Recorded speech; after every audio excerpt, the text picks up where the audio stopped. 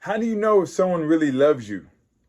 And if they do really love you, how do you stay in love and grow deeper in love for the rest of your life? That's what we'll be talking about in this course, marriage preparation course. And I'm Jamar Haynes-Lee, and I've been married to my lovely wife, Cassandra Haynes-Lee. She's all that in a bag of chips and the dip for 20 years. And we will be going over this course to help those who are thinking about getting married or those who are married 7 years or less. And we know you are going to love this course. It has 7 sessions. And in this first session titled The 3 Stages of Love, you'll learn the 3 stages of love, and you'll learn the number one reason people get divorced and the number one reason people get married. All right. So let's get into this, and let's open up with a prayer so that we can invoke our understanding and wisdom and allow God's help to come in with us. All right. Father, I pray that you would bless their relationship. I pray that you would bless our time here, that we would go and we would grow and we would become better in our relationships and in every area of our life as a result of what we learn and grow. In Jesus' name, amen. All right, we are excited about having you with us. Thank you for choosing to invest in your relationship, in your future relationship. I do believe without a shadow of a doubt that if more people invested the time to learn about relationships, then it would not be so many divorces. Right now, about 4 million people make the decision to get married, and about half of those end in divorce. But if they would take the time, I'm convinced that it would not be the case. We would have much more success in our relationship. And so I want you to know why we decided to do this course. Well, when my wife and I first got together, we were loving each other. We enjoyed one another's time, but we had doubts about getting married.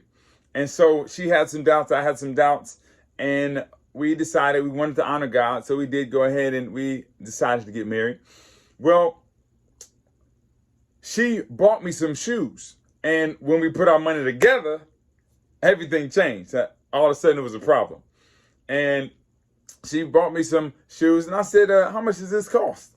And she said, this is a gift. I said, okay, how much does this gift cost? And she told me the amount. I said, take them back.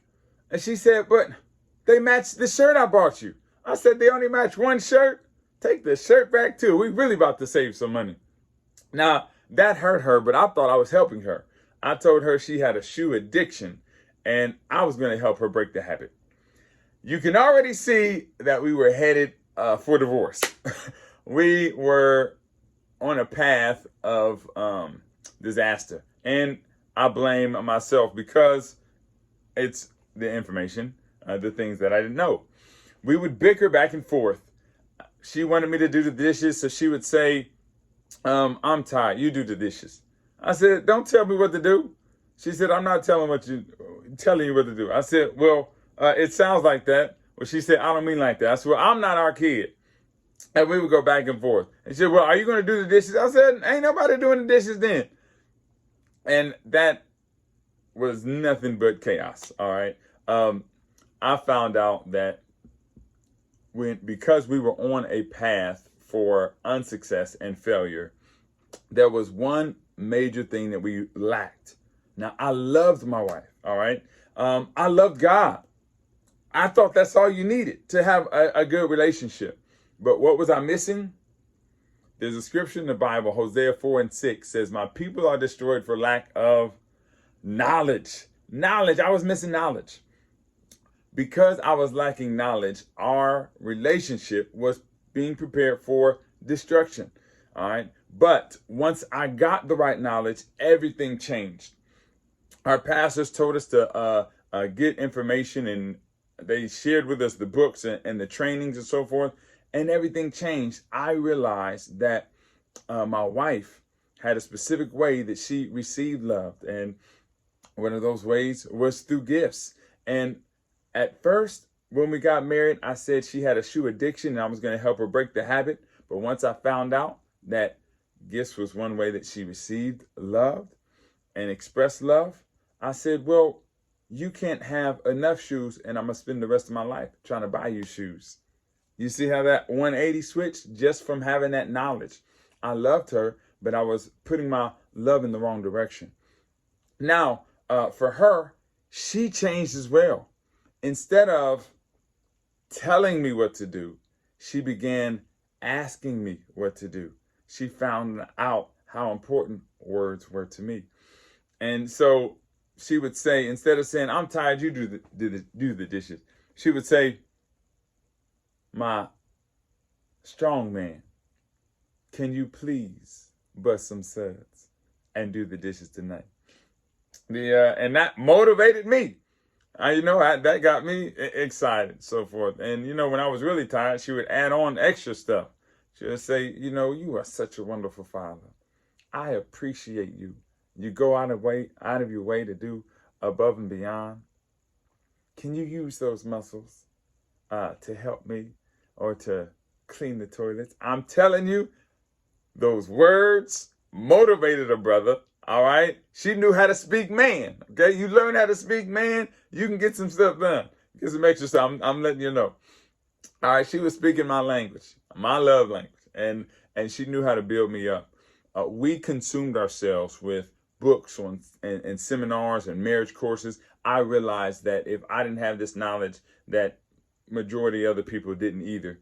And unfortunately, it's not taught in school. I thought this should be mandatory. So we made it a priority for us to learn about how to make a marriage work and make a marriage successful. I didn't grow up with my mother and father. She didn't grow up with her biological mother and father. And so we had a lot of broken homes, a lot of dysfunction in our family. So we really needed a model to find out how to do it right. And we realized that once we got that, we wanted to share it with other people so you can have a model, a course, a GPS, if you will, that can help you on the right direction and navigate this thing called a relationship and this thing called marriage. And one thing that I know is that we have learned what doesn't work and what does work. And to God be the glory, we have been successful for 20 years. Woo! In this thing, and we are looking forward, all right, to the next 20, 40, 60 years, as long as we both shall live. We look forward to that. We got shirts, Mending Marriages. That's what it says on the front. The back says, what God has put together, let no man separate. All right, you can see that? Look, there we go. Okay. And that's one of our themes, all right? Message up there says, in happy moments, praise God. In difficult moments, seek God. And in every moment, thank God. All right. So understand that we are giving you a blueprint on how to be successful. And matter of fact, my wife and I graduated together with degrees in psychology and with specializing on marriage and family. So with all that we've learned, with all the books, seminars, trainings, and we're still constantly students of marriage and still learning, we have put it together in a preparation course so that you don't have to go through the same pitfalls and the same mistakes that we went through. You can be successful in the beginning. Imagine if you can go to your early self and you can teach yourself something. And so that's the kind of advantage that you have. Whatever you learn, if you can go back and train yourself, you don't have to learn the hard way. And that's what this is about, not learning the hard way. So we can be a blessing to you. And I know it will be a tremendous blessing to you. And so we have put together this course, and we're talking about the 3 stages of love. So let's look into this, okay? So right now, there are 4 million people who decide to get married, and about half of them in divorce. And the number one reason that they say they are getting married is they're in love. That's the number one reason that people say they're getting married. The number one reason people get divorced is they're no longer in love. And so that is what this course is about. We need to understand, why does this happen and what is actually going on? What is the deal? Well, first, we need you to know that go ahead and grab a piece of paper. I want you to write some things down because you remember 80% more when you write things down. So grab some paper, grab something to write with, and be ready to take some notes, because this is going to bless you. And writing them down again, it's going to help them download so you can keep this with you. Of course, you can keep the recordings, but we also want you to have this information downloaded into your psyche so you can be able to know. And this is something good to go over again when you have the opportunity to, once a year, get this information, go over it again, because I guarantee you it's going to be a blessing to you again and again and again. Something you can refer back to. So I want you to write down the 3 stages of love. I'm going to give them to you right now. The first stage is called in love. In love. Just I-N space L-O-V-E. In love. All right. The second stage is intentional love. All right. Intentional love. I-N-T-E-N-T-I-O-N-A-L. Intentional love. And the third stage is in-depth love. Okay. I-N space D-E-P-T-H space L-O-V-E. In-depth love. So, first, we're going to go over the in love experience. So, I want you to understand, the in love experience is a feeling that you get that kind of overwhelms you. It is a feeling outside of yourself. It's an emotional, temporary high. The feeling of being in love, it's actually something that comes, but it has an expiration date. It does expire. It doesn't last forever. And unfortunately, a lot of people think that it is going to, but it's not supposed to. It is a feeling that overwhelms you, kind of like if 2 people are on a boat and the boat is drifting, then it's going downstream.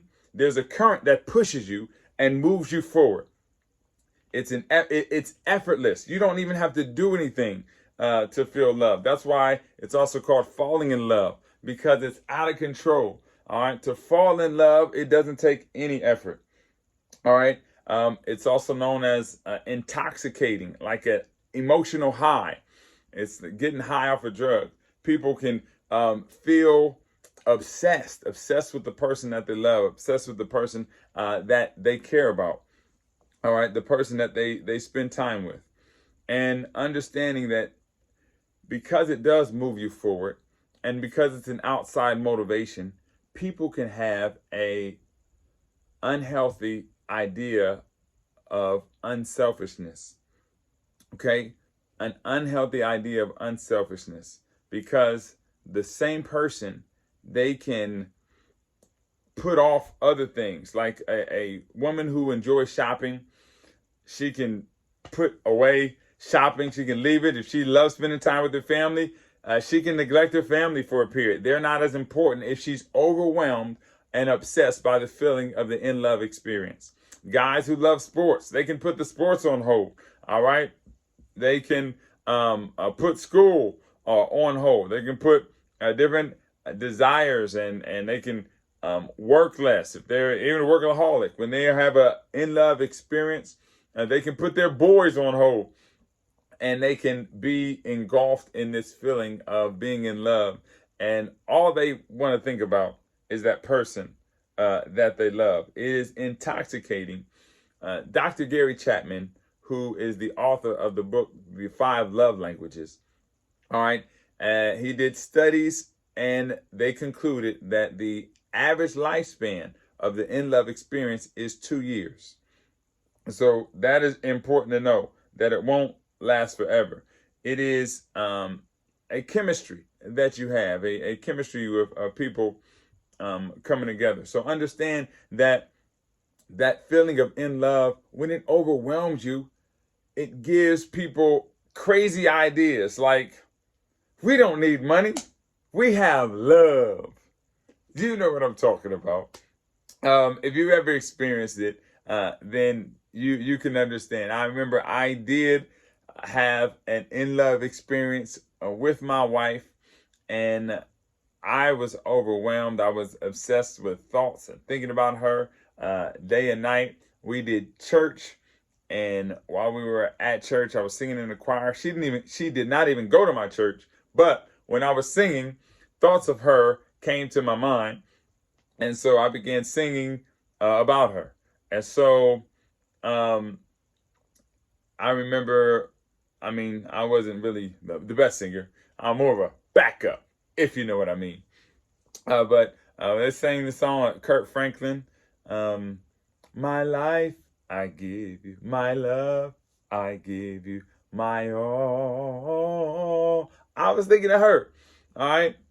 And you know, Vashawn Mitchell's song, nobody greater, nobody greater, nobody greater than you. I searched all over, couldn't find nobody. Looked high and low, still couldn't find nobody. Nobody greater, nobody greater, nobody greater than you. The feeling is overwhelming. You think about that person. A lot of songs have been written about that feeling. And you may know, some of the popular songs. Listen to these words in these songs that are written about the in love experience. Okay, this is a song by Percy Sledge, recorded by Percy Sledge in 1966. When a man loves a woman, can't keep his mind on nothing else. He'd trade the world for the good thing he's found. If she's bad, he can't see it. She can do no wrong. And he'll turn his back on his best friend if he puts her down. So you can see, she can do no wrong. All right, when a man loves a woman, this is actually describing the in-love experience, okay? Love will make it do right. Love will make it do wrong. The in-love experience that takes you over like a drug, it can make you do crazy things. This is, if he's bad, you can't see it. You can't see the wrong that somebody does. If you are under this intoxication, under this spell of love, then you are basically moved by it, and you are overwhelmed by it. You're consumed by it. You need to know what it is and the purpose of it.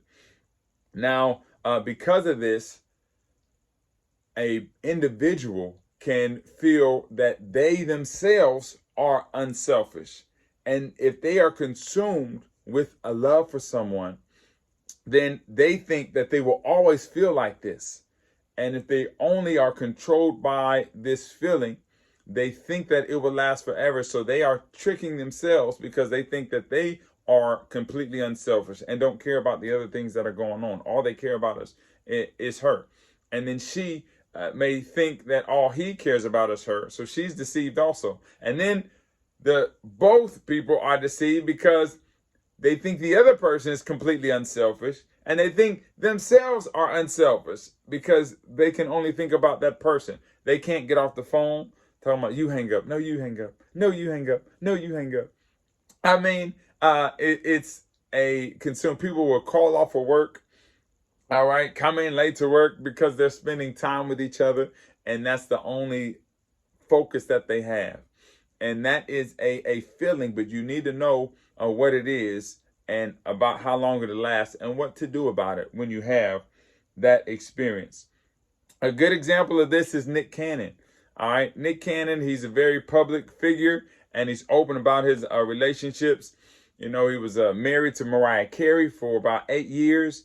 And since then, he has been chasing the in love experience that lasts a couple years. So as a result, he's got about 12 children now with 6 different women. All right. Chasing the in love experience. If you don't understand that the in love experience is not supposed to last forever, then you may continue to chase it from relationship to relationship, whether you get married or not. But you'll never reach the second stage of love or the third stage of love as God intended, a real in-depth love. Love is actually a choice. Real love is a choice. It's a decision that you make, all right, to self-sacrifice yourself for someone else. Love is a true, actual decision that someone makes, all right. And if we look at the scripture, how the Bible describes love, all right, in 1 Corinthians chapter 13, the Bible says, love is patient, love is kind, it does not envy, it does not boast, it keeps no record of wrongs. All right, love always trusts, it always protects. Love never fails. All right, it always hopes. We understand 1 Corinthians 13, verse 4 through 8, it describes what love is. Love is a decision to be patient. When I give my daughter away to a man, I'm not going to ask him, are you in love with my wife? I want to, are you in love with my daughter? I want to know, will you love my daughter? Will you be patient with my daughter? Will you be kind to her? Even when she's being selfish or when she's being wrong, will you love her? So we need to know what love is. Love is an actual decision, and it's an actual choice, a conscious decision and choice that you make. And it's important to know that if you are in a one-on-one situation, then you will have a view of anyone you want to be. People can deceive themselves and deceive other people when they're one-on-one. So you should date in groups. You should go out in groups. That's how you actually get to know someone. You should start off as friends, because a friendship is something you really want to develop. Here's what's crazy. The world says you shouldn't be friends. You don't want to get stuck in the friend zone. That's a lie. All right. If somebody wants something short term, they don't want to be friends. But in reality, you want to be friends. You want to be in the friend zone because you want to be friends before you get married and best friends after you get married. All right.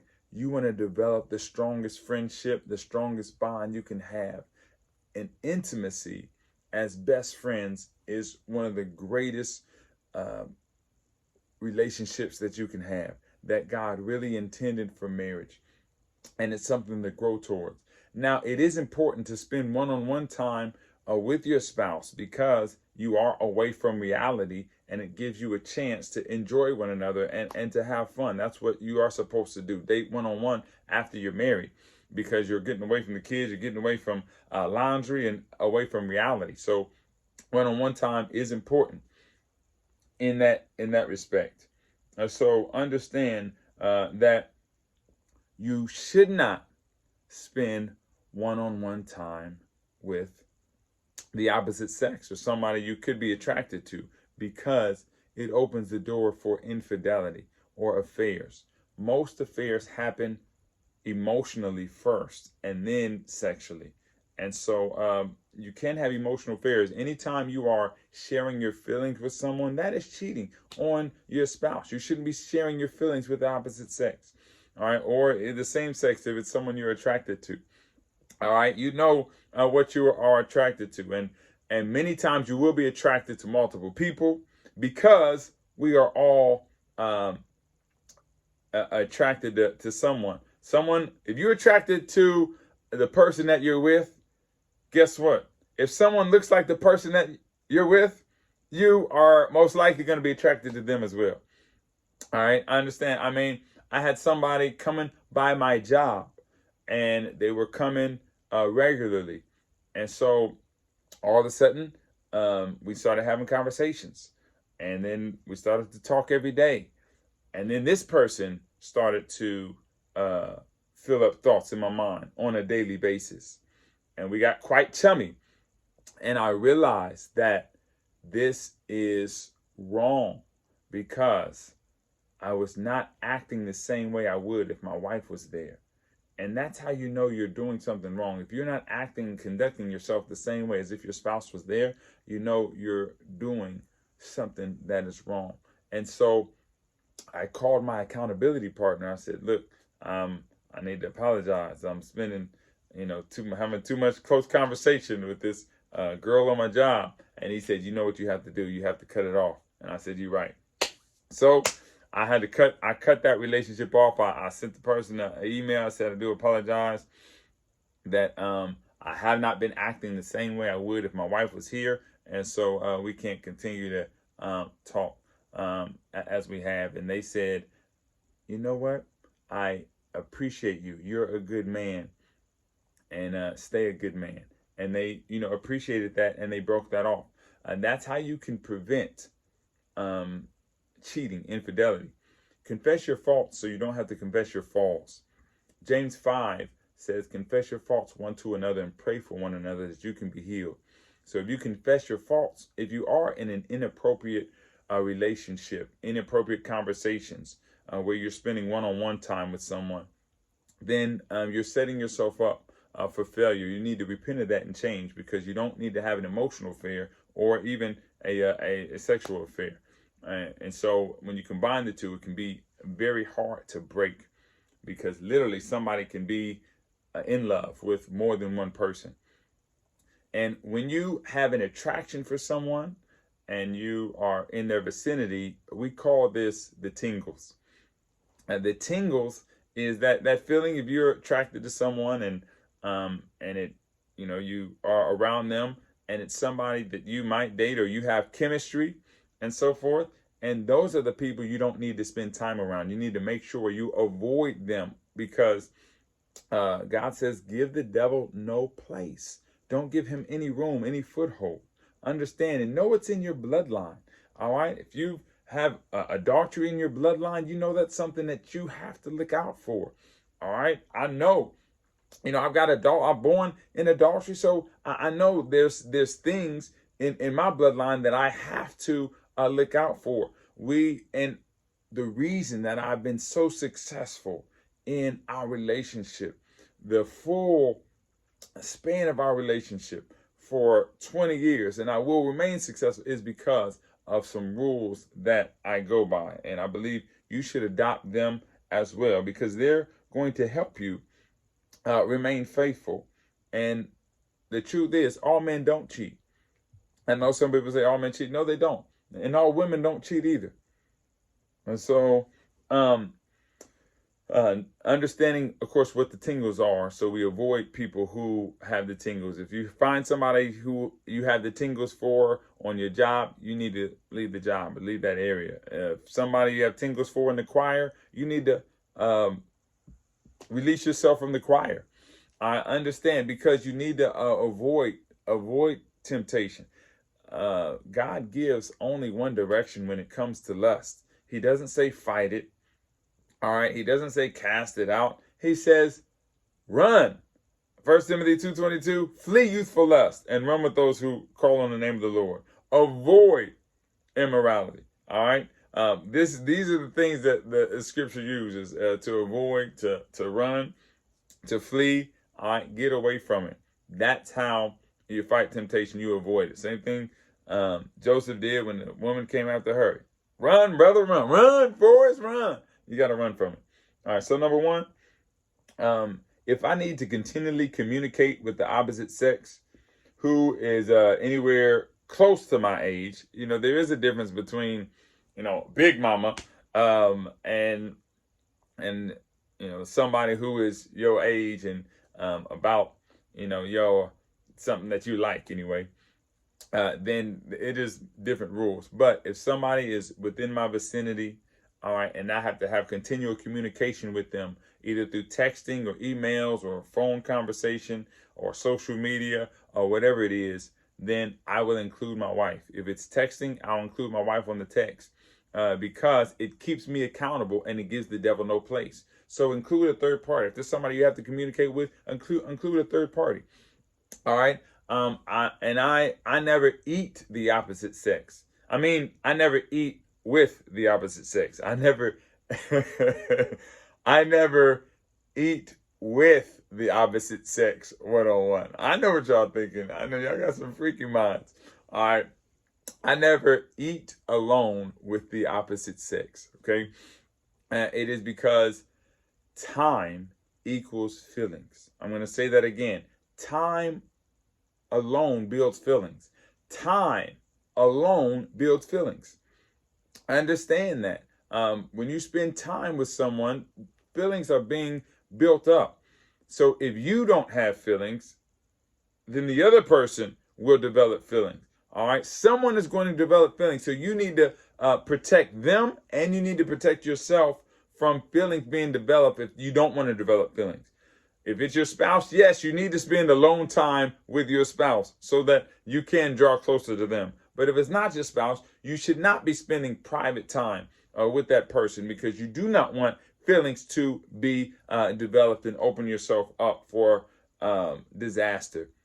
Because women were interviewed that had been raped and that had been cheated on, and constantly they said that being cheated on hurt more than being raped. And if they had to go through one again, they would rather go through the rape than go through the infidelity again. And so we need to know how serious that it is.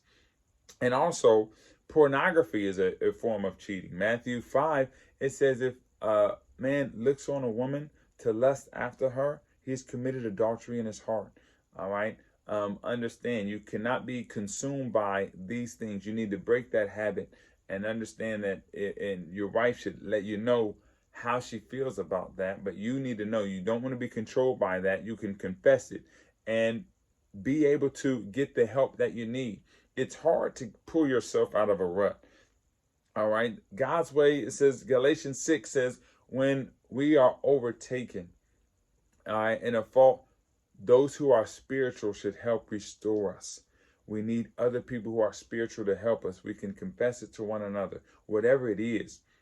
If it's alcoholism, all right, we need to get in a group to get help. If it's pornography, we need to get into the right group and to get help.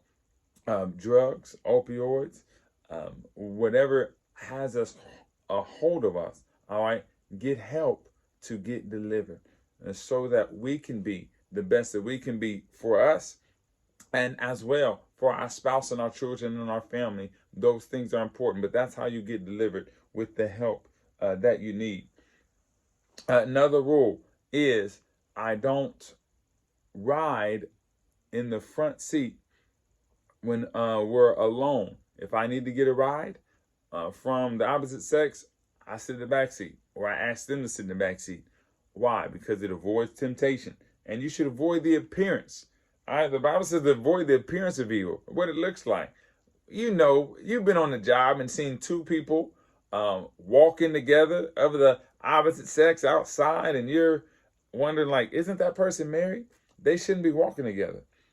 All right, everyone around you knows that y'all shouldn't be eating lunch together, one-on-one, taking a walk around the building together, one-on-one.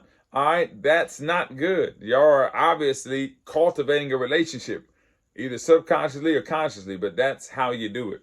Someone said, you can't control who you fall in love with. I said, yes, you can. You can control who you fall in love with by controlling who you spend time with. If you control who you spend time with, you control who you fall in love with, because you need time together to cultivate that relationship. So that's important to know. All right. So number 3 is don't spend alone time. I don't spend alone time with someone of the opposite sex that I can be attracted to. So The three that we went over, 3 rules, is include your spouse in the communication with the other person. Number 2, don't let them sit in the front with you if you can avoid it. Sometimes you can't, understandable. All right, don't have alone time with that person. Number 4, a rule is my spouse is all my passwords. Okay, she can get into my phone. She have access to my phone. She has access to my Facebook, my emails, and so understand that that is a place where you can go. Intimacy is intimacy, being able to see inside. All right, and some of you may not be there yet, but it is a place you want to grow to. You want to go to. It's a place where you can be open and free. Do you know how good it feels to be free and to have my wife reach for my phone and I don't have to dive on it because I'm afraid of what she has in my phone. All right, I have to look over my shoulder on what she's doing. It feels good to be free with someone who is truly your best friend. All right, there's freedom in that. Freedom through God and freedom with your accountability partner. All right, and understand we do need to be forgiving and we need to have grace because none of us are perfect. So yes, we may find things that are not good, but we are there to help one another, build each other up. We're there to forgive each other and help each other to grow. If you find something that is inappropriate or not right, be there to help and support one another so that you can get better. Number 5 is I don't communicate with people who I have been intimate with in the past. All right. When I first got married, my pastor said I should get rid of the numbers of the people I was intimate with in the past. And, I did comedy and so forth. I was like, man, some of these are good connections. I don't want to do that. But I did not agree with what my pastor said. However, I did trust them. Sometimes you have to go off good counsel because you trust what someone is telling you, even if you disagree.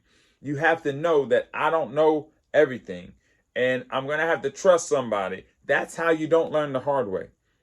The reason that I have never cheated on my wife is because I trusted my pastors. And when they said I need to get rid of the phone numbers of the people I was intimate with in the past, I said, I don't agree, but I'm going to do it. I did it. And thank God I did. All right. Because I've been successful as a result. So I'm telling you how to be successful. Okay. There's a lot of ways to fail, but I'm telling you how to be successful in this. Okay. Get rid of those previous chummy relationships, all right, or people you've been with in the past. That is how you can maintain success. All right. Now, you need to know why God has even done this. Why is it that we have this in-love experience and why doesn't it last? Well, first of all, a healthy reason you should get married is because of mutual interest and desires. The first time I went to a premarital classes, they said, you know what? We should run towards God as fast as we can. And then we find somebody else running towards God as fast as they can. We should decide to run together. All right. And that's how you can choose a mate. God will hook you up with the right person. And it'll help you grow to choose the right person when you grow and grow together. All right. That's how you can pick them. And if you're going towards God, sometimes the wrong person will run away. The first time I got engaged, before, the wife that I have now, I started to go to premarital classes all by myself because she didn't want to go. She said, you should pick a date for when we get married. I said, I ain't picking a date yet. And so we were engaged. And she said, I'm not going to premarital classes. I said, fine, I'll go by myself. So I went by myself. And then, I learned a lot in that class. And then one day they said, Jamar, if you want to keep going in the class, you're going to have to have a partner. So you're going to have to be out of the class. So I didn't get a refund or nothing. But it's okay. I learned some good stuff in there. So anyway, arguably with my fiance at the time, she threw her ring at me. I got it. And then she had the nerve to ask for me back. I said, oh, no. Peace in the Middle East. All right, don't let the door hit you when the good Lord split you. I was out. And I did not look back on that relationship. We stayed broken up. And thank God that we did. So when you go towards God, he does help the right relationship to cultivate and the wrong people to be put out of your life. Understand that. All right, so a proper reason to get married is because you are friends and you have mutual interest and you are growing together. And yes, you do love each other, but you want to love each other in the future. You have mutual interest. You have been, when you're a friend, you're honest, you're open with who you are. When you're just dating and you're one-on-one, you can be anybody you want to be. You can deceive someone for years. But when you're friends, you're who you really are. So you develop a friendship and you can cultivate that friendship into a love relationship. And so during the in love experience, the reason that it comes is because there's supposed to be a time where you are not involved so much with anything else, but you are involved with each other. Your interests are prioritizing one another. All right. Now look what the scripture says about this relationship, how God designed it. Deuteronomy 24:5, it says, if a man has recently married, he must not be sent to war or have any other duty laid on him. For 1 year, he is to be free and to stay at home and to bring happiness to the wife he has married. All right. So the Bible, also a different version, says he's not supposed to start a business or go to war. Understand that there is supposed to be a time where during this in-love experience and during the first year of marriage, you are supposed to just enjoy one another. All right. Don't be concerned about other things as much. Just enjoy sex with each other. Enjoy exploring each other's bodies. Enjoy sharing plans and futures. Enjoy spending time together, quality time with one another. This is important, all right, to help you build a strong foundation.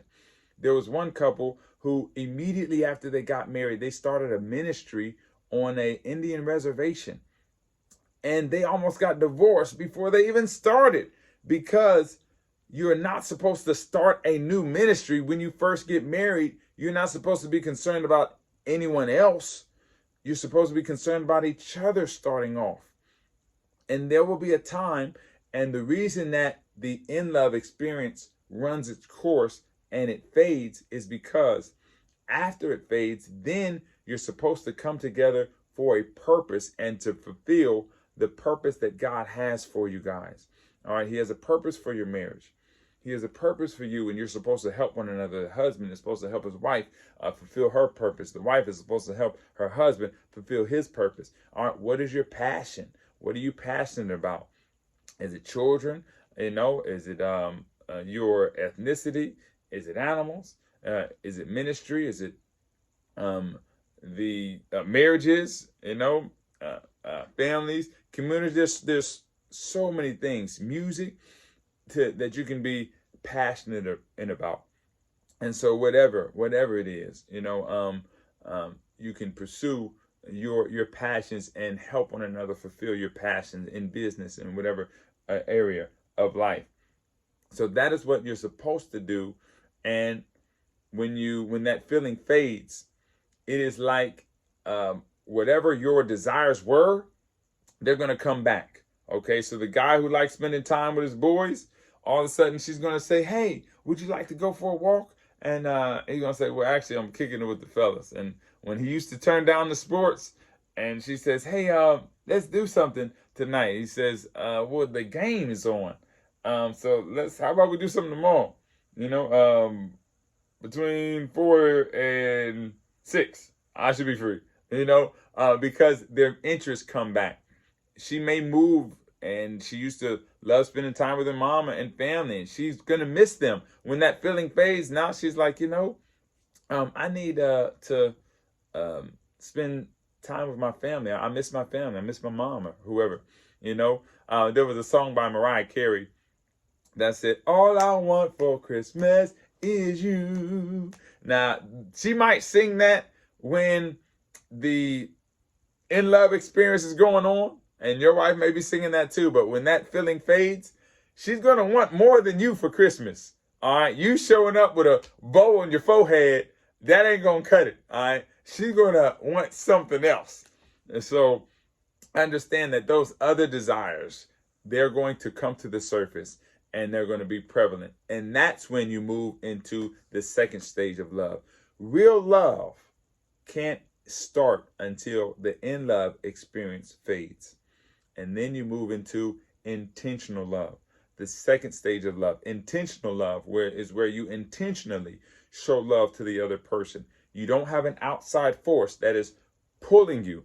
You're not falling in love like gravity pulling you. All right. It's not like you're going downstream. Now you need some tools that is going to cause you to roll your boat gently down the stream. So, you know what I mean? You have to row your boat now. All right. It doesn't automatically flow. You need to move it. And if you take up your oars and you don't paddle, you're automatically going to drift apart. You're going to drift the wrong way. All right. So you're going to need to take effort and be intent in your love for your spouse and the one you want to grow with. And it's important to know how to love, because I did love my wife, but I didn't know how to love her. I was going to tell her how much I loved and appreciated her. I wrote her poems. All right. I was a G. I was GQ. Oh, yeah, with it. And she bought me shoes. And so once we put our money together, it caused some problems. But I told her all she needed was for me to tell her how much I loved and appreciated her. But that was because that was all I needed. And I found out we love each other differently. Look what the scripture says. When it talks about love, it says the greatest commandments, Matthew 22:37-39. Jesus, they said, what is the greatest commandment? And Jesus said, love the Lord your God with all your heart, all your soul, and all your strength, all your mind. Verse 38, love. This is the first and greatest commandment. And the second one is like it. Love your neighbor as you love yourself. So everything revolves around love. And Ephesians 5:25 says, husbands, love your wives as Christ loved the church and gave himself for her. That means that love and the love relationship should be your number one priority. Your wife does not need you to die for her.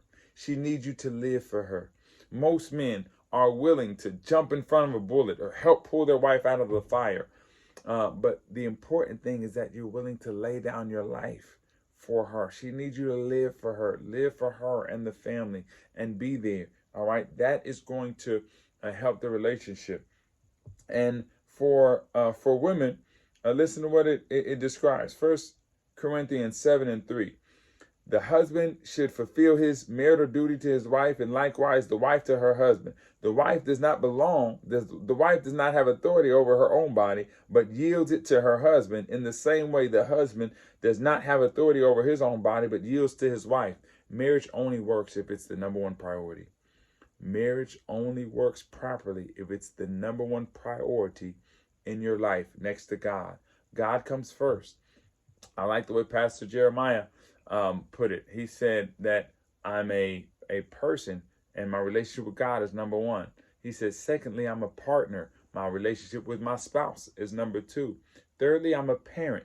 My relationship with my children is number three. And he said, fourthly, I'm a pastor. My relationship with my church and other people.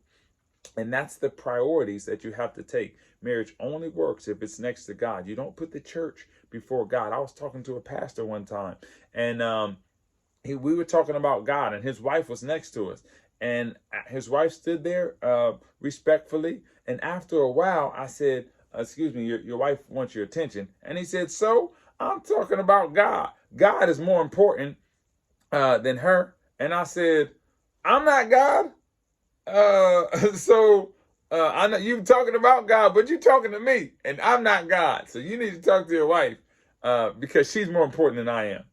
And so the pastor, he stuffed up. But hey, I realized that he should not have put me. He was talking about God, yes, but what he was actually doing was putting me in front of his wife.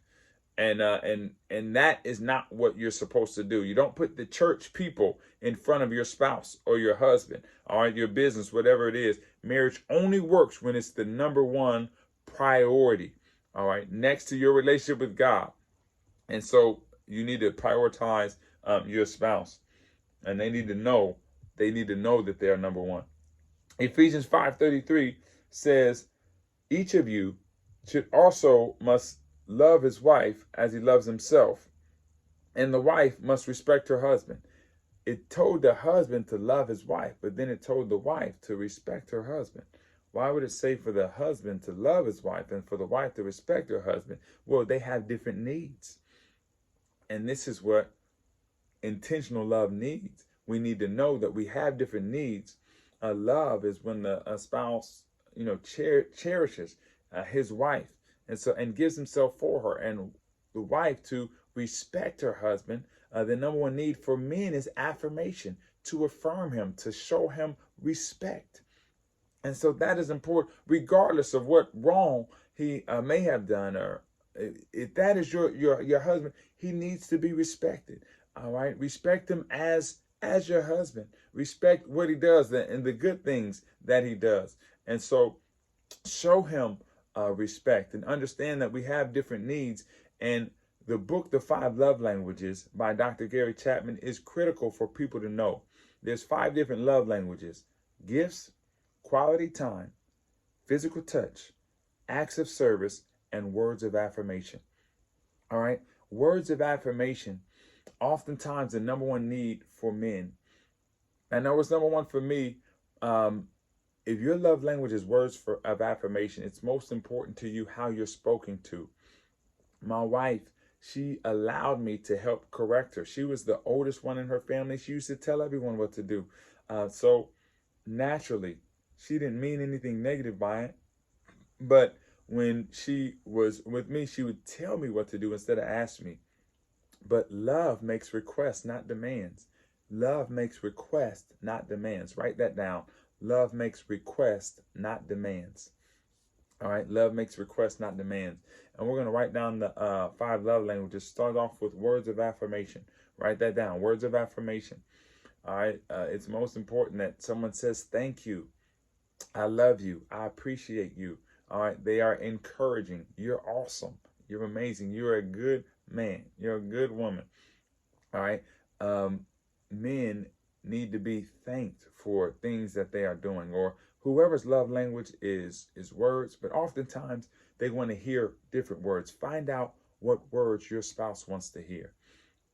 That is very important. My wife, when she would ask me to, go outside and start the car, she said, "It's cold. Go outside and start the car." I said, "You mean, can you?" And then she said, "Can you please go outside and start the car?" Because words were important.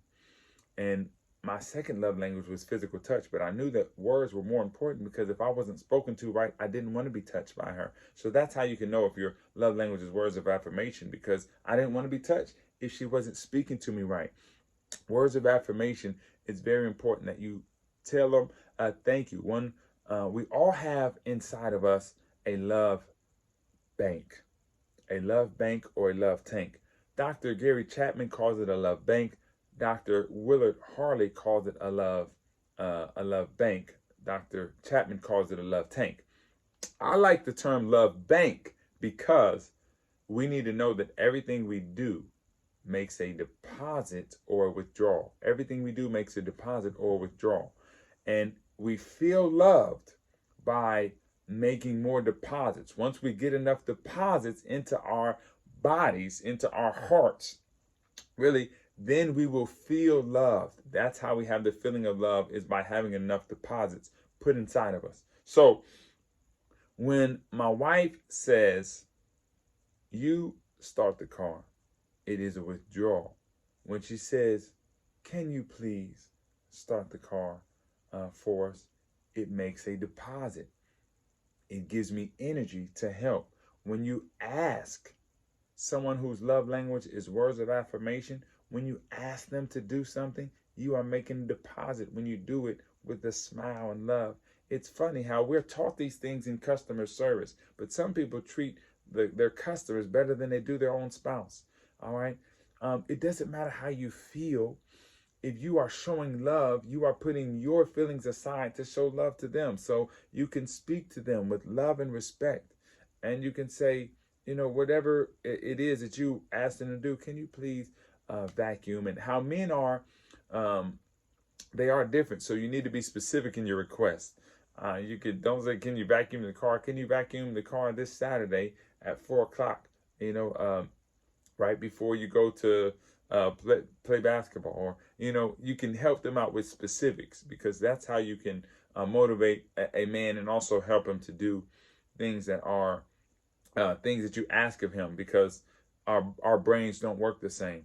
We're going to be going over that in more depth in our later sessions, but understand this, that words of affirmation is saying things like, I love you. And I know one woman, she said, tell me you love me and so forth. She wanted to hear it 20 times a day. And that's perfectly fine. Nothing wrong with that. I love you. I need you. I want you. All right, saying thank you. All right, encouraging words. All right, if someone's love language are these things, that you are filling their love bank, you're making them feel loved by speaking words to them. Thank you for taking out the trash. Thank you for going to work. Thank you for sending a text message. All right, saying thank you. 7 times in the Bible it says, oh, give thanks to the Lord, for he is good. God, he loves affirmation. Oh, give thanks to the Lord, for he is good. Says it 7 times. So these things are important. Saying thank you on a regular basis will help motivate men and to do the things that you're asking them to do. So I can't reiterate enough. And so words that condemn, say, man, you never take out the trash, or complain, or the place is too small. When you have complaints, you are making withdrawals. All right. And if you make too many withdrawals, then the person doesn't feel loved. So understanding that's how someone feels loved, or that's how when someone doesn't feel loved. If they're making more withdrawals than they are deposits, and their bank becomes empty, then they no longer feel in love. So words are important. You need to speak words of affirmation if their love language is words. And if you don't speak someone's primary love language, they won't feel loved. If you don't speak someone's primary love language, they won't feel loved. So you can give all the efforts in the world, but if someone speaks to me wrong, all right, then if my wife speaks to me wrong, then I won't feel loved by her. The second one that we'll go over is acts of service. Acts of service, if your love language is acts of service, then you most feel loved if someone is doing something for you. Washing the car, vacuuming the floor, doing the dishes, cooking, cleaning. All right, these are all acts of service. My wife, her second love language is acts of service. And so with her, write that down. So you got words of affirmation, and write down acts of service. And so with the acts of service, understand that when she asked me to, can you clean the toilets and so forth, then I know by doing that, it is making deposits into her love bank. When I vacuum the car, and when I help her with putting away clothes, these are things that we can understand that even our children have 5 love languages, and they have different ways they give and receive love. For my daughter, I could tell her high love language was acts of service, because she asked to pump the gas with me. So I said, she said, can I pump the gas? I said, yes, you can pump the gas. I said, matter of fact, you can push the button. I said, whoa. This button right here. This one, not these. Push this one. That's, I had to protect the one I wanted her to hit. Yeah, okay. The one that says 87 at that time, yeah, go ahead. There you go. So, but acts of service was her love language. My older son, he never asked to help pump gas. All right, and he didn't care about it. So even with your children, you can find out what they like to do, and they can also contribute. So sometimes they may say, "Can I hold the flashlight?" And while you're doing something, and you can say yes. Try to say yes as much as you can to their love language. All right, and my wife's primary love language was gifts, as you can tell. We used to argue going on to meet somebody in the hospital. She wanted to stop at the gift shop. I said, we don't have time to stop at the gift shop. We're going to visit them. That is the gift. And she said, no, we need to get something. I understand now that she had a desire to give and receive gifts. So since love is something you can't pay off, according to Romans 13, a debt of love is something you can never pay off. If that's how she feels love, then I told her, I'm going to spend the rest of my life trying to buy you shoes, and you can't have enough shoes. So you need to put an amount in the budget. I used to argue and say, no, that's not a want. That's not a need. That's a want. That's not a need. That's a want. That's not a need. That's a want. But understanding that she does need to give and receive gifts. So now it does become a need. So we put an amount in the budget for her to give and receive gifts, because those things are needs for someone whose love language is gifts. All right. Also, the gift of presence, showing up, being there, is critical. That gift of presence. Oh my goodness. And my wife, she wanted to make sure I'm at the kid's childbirth. There was one man who he left his child's birth to be at a softball game, and his wife never let him forget it, because she said, you love baseball more than you do me, and that's how she felt. But find out if being there is important. The gift of presence, going to church with them, or gift of presence, going to their special events, going to your children events. The gift of presence is critical for someone to feel love. For my wife, that is the most important thing to her, that I show up. I'm at the first recital. I'm at the graduation, the first basketball game, and understanding that being there is what is really important to her. And so that gift of presence is critical. If that's someone's primary love language. All right, so the way to tell someone's love language is, number one, what makes you feel most loved? Write these three down. And number one, what makes you feel most loved? Number two, how do you show love for others? So again, what makes you feel most loved? Number two, how do you show love for others? And number three, what upsets you the most? What upsets you the most? All right. That's how you can determine your love language, okay? And for me, speaking to me wrong, or saying the wrong thing to me, upsets me the most. All right. Complaints and so forth. For her, not being able to give herself. Matter of fact, it's funny. I spent all this money on a dinner. I took her and her family out. And then I thought I did a phenomenal job for her birthday. I took her whole family out, paid all this money.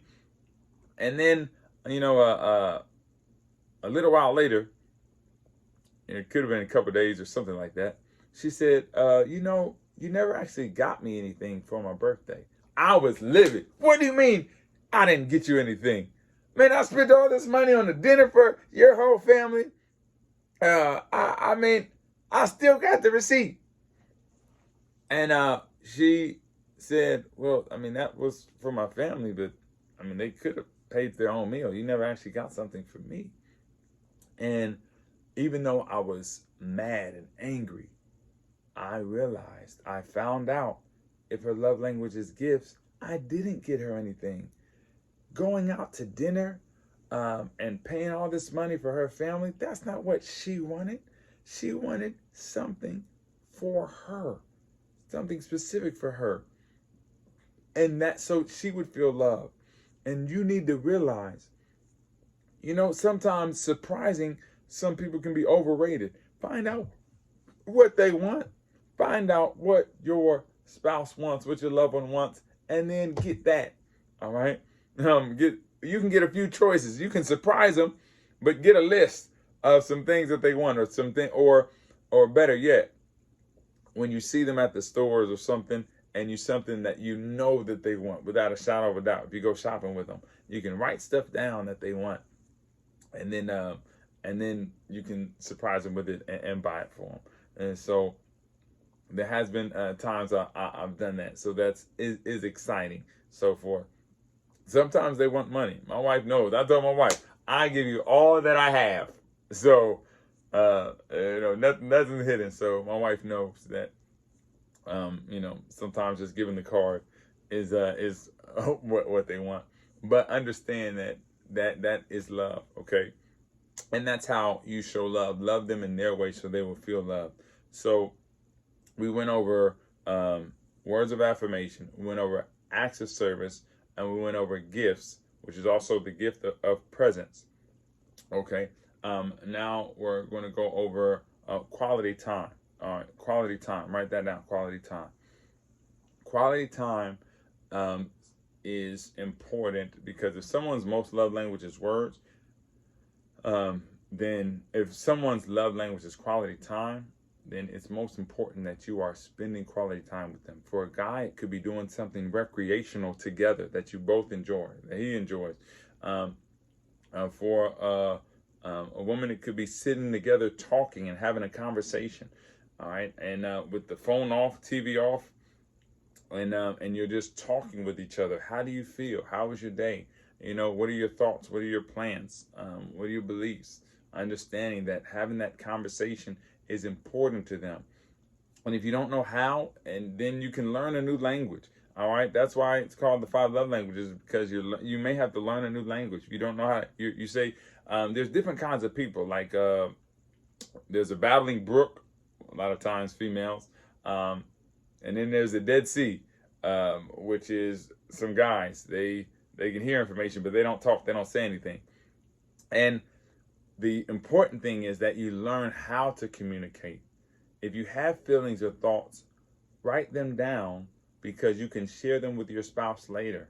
When my wife asks me about my day, she may ask me about my job. But if I don't care about the job that I'm doing, I will share with her something that I am interested in, a thought that I have, or plans that I have, or feelings that I have about something. That is fine. They just want to hear how you feel. How do you think? They want to share with you, to be intimate in conversation with you. And that's important. Show them love in that way. Sitting down on the couch. And love is spelled Time, with time. And especially if their love language is quality time. This one couple, they were going to get divorced because the man cooked, cleaned, washed, worked full time, and and did the laundry. And some of you whose love language is acts of service saying, "Oh, give me that, man." Shoot. But they were getting divorced. Why? His wife complained that he didn't spend quality time with her. He's always doing something, and he thought he was giving 100% effort. He said, "I'm doing everything I can to satisfy her, and all she does is complain." But that's because he's putting all his energy in the wrong language, in acts of service, and she wants quality time. But if he would stop doing all that and give her the time that she wants, then they can actually have the love relationship that they desire. So quality time is important. Find out what they want to do. And even in your children, they will let you know what they want to do. My daughter, she asked me to watch the Lion King, and she's seen it 10 times. But quality time was watching it with her because she did enjoy that. So listen to the cues that your spouse gives you, and just be direct with what you want. Make your request so the person knows how to love you. All right. And so, and then finally, physical touch. Now, a lot of guys think their love language is physical touch because they do have a high need for sex, and men have a strong sex drive. And sometimes women have a strong sex drive, and wonderful. All right, I know if for the women who do have this strong sex drive, I know guys are like, man, that's great. But what's important to know is that touching, it could be a man or a woman that has physical touch. It's not always sex. It's much more than sex. It is touching throughout the day, holding one another, hugging one another. My wife, I like holding hands when we drive. My highest love language is words of affirmation. My second love language is physical touch. I like holding hands when we drive. My wife gives me a hug when she passed by me. I love that. Hugging one another naked. Okay, just everything not always leading to sex, but being able to touch one another is an important thing. It's how you can show real love. All right, holding hands, massages. We love to give each other massages. I love when she gives me a massage, and my wife loves when I give her a massage as well. And sometimes we hold and embrace each other, and we massage each other's back at the same time. And that feels wonderful, and oftentimes it turns into something else. You know what I'm talking about. But it is exciting. It's awesome foreplay to hold, to touch. But again, it doesn't always have to involve sex, but learning to touch. If someone's love language is physical touch, they don't want to sit you on that side, me on this side, and watch a movie together. They want to sit side by side, and they want their legs to touch, arms to touch when they are watching. So understand it. And your kids. One time, our daughter, she was playing with my wife's foot, and my wife said, "Get off my foot." And so my daughter started playing with my foot. Now my daughter's has a high love language of physical touch as well. She's acts of service and physical touch. And so I didn't mind, because I don't mind people messing with my feet. I like being touched. So she jumps into my, after she touched my toe, she touched my knee, and then she jumped into my lap. And my wife was sitting next to her. She said, "Oh, that's beautiful. She doesn't do that with me." And I said, "Well, when she touched your toe, you told her to not to touch your toe." So, but her love language is physical touch. And my wife said, "Oh, I forgot. You're right. Come here, baby. Get in my lap." And so my daughter jumped in my wife's lap, and she embraced her because she loved that physical touch. And so understanding, showing someone love is speaking their love language. You want them to feel love. So you want to go above and beyond for your spouse in order for them to truly feel love. That's how you do it. And speak their love language, whether it is, again, gifts, quality time, physical touch, acts of service, words of affirmation. All right, make sure you have them all down. The order that we went over them was the words of affirmation. Then we went over acts of service. And then we went over the gifts. And we went over quality time. Then we went over physical touch. So write them all down. And the final stage of love is in-depth love. In-depth love. So in-depth love is the feeling of love that you get after someone shows you intentional love. When someone intentionally speaks your love language and then you feel loved, that is in-depth love. That is the third level of love. And the in-love experience has to run its course for you to feel true, genuine love of someone going out of their way. I mean, it's nothing outside of you that's going to force you to show love, or that propels you. You need to think about how you can show love to your spouse. What is their primary love language? And how can you show love to your spouse? That's your homework for today. And that's how you can cause someone to feel in love for life. When you make a decision that you are going to consistently speak the primary and secondary love language of your spouse, they are going to feel in love. And that is in-depth love. They're going to have that in-depth love feeling. And that is the only way people desire and are fulfilled in a relationship, because they feel in love. They have emotional love. All right. That's how you want to maintain happiness. All right. You may get up and down. Feelings may come and go. But if you make a decision to show love and to speak the love language of your spouse, that primary love language and that secondary love language, whatever their high requests are, if you're speaking that, then they will feel loved. And for men, if it is, physical touch, or if it is sex, then it's important that you are speaking their love language and enjoying the sexual experience with one another. And as the word says, we are not owning our own bodies. The man is owned by the wife, and the wife is owned by her husband. So that we can love one another, respect one another, and speak each other's love language, so that we can feel in-depth love. And if you speak that, but I'm telling you, it doesn't matter how good you communicate.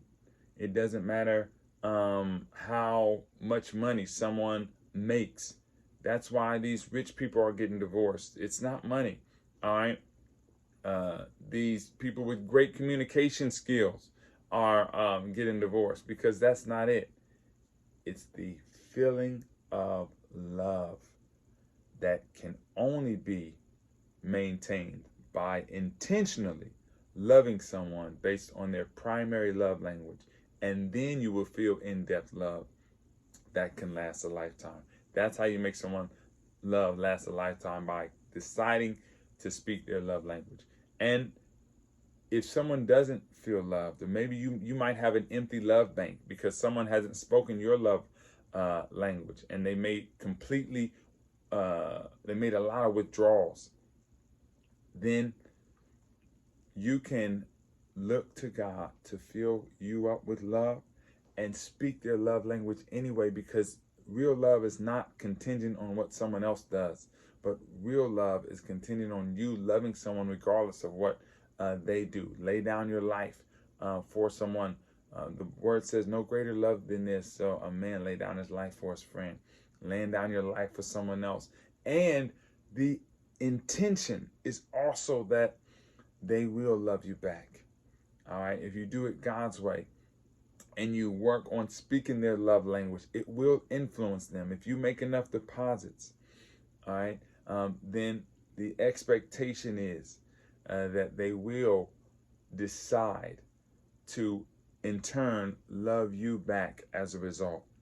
And there's ways to do that. Some people have had to do it for a period of 6 months of showing love, and for the other person to respond and say, you know what, let me love. So withhold complaints. If you want to restore love, stop complaining about problems and issues and start speaking the love language of what they're doing well. Words of affirmation, acts of service, quality time, physical touch, understanding what pouring in love and not having complaints, withholding any complaints, and focus on restoring that feeling of love. And that is healthy. That is healthy. We'll go into other ways to communicate and talk about things that are problems for you, but focusing on those things, filling their love tank, is critical. Your homework is identify your love language. All right.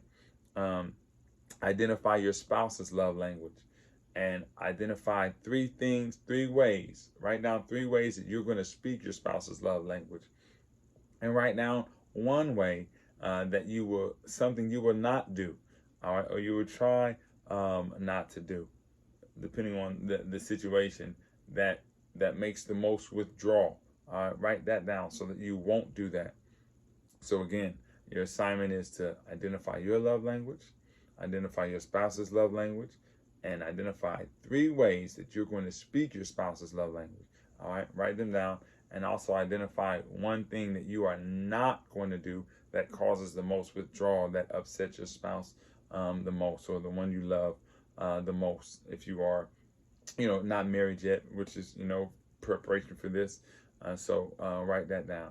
And so now you know why people often fall in love and why they fall out of love, because they're not intentionally speaking the person's love language, and are wondering what happened to the feeling that was pushing them forward. But now you know that you can intentionally love, and that is a beautiful thing. When you choose to be unselfish, selfishness is the number one reason for divorce. It's really not anything else. It's selfishness and a lack of knowledge, I will say, because people are waiting for that feeling to come back.